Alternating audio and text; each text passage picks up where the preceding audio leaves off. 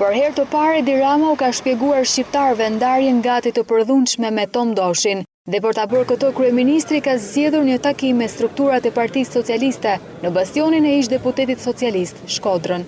Përjashtimi i Tom Doshit ishte i pashmangshëm. Ai kishte filluar të bënte presion ministrave dhe drejtorëve.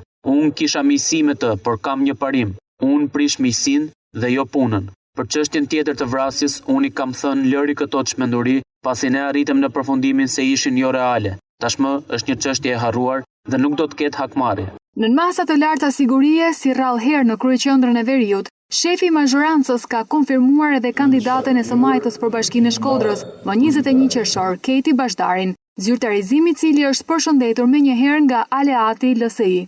LSI përshëndet konfirmimin e Keti Bashdarit për Bashkinë e Shkodrës. Bashdari është kandidate e shkëlqyer dhe LSI do e mbështes përfitoren e Shkodrës që meriton ndryshimin.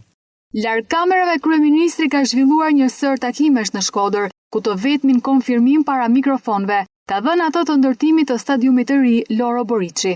Për të rindërtuar dhe transformuar rrësisht stadiumin Loro Boriçi, duke kthyer nga një rënoj që nuk e meritojnë shkodranët radh parë si dashamirës të flakt të futbollit në një stadium që plotëson të gjitha kriteret e UEFA-s. Kjo ishte vizita e parë e Ramës në Shkodër pas përplasjes me Tom Doshin, ku shoqërohej nga deputetët e qarkut të Shkodrës, mes të cilëve Paulin Stërkaj.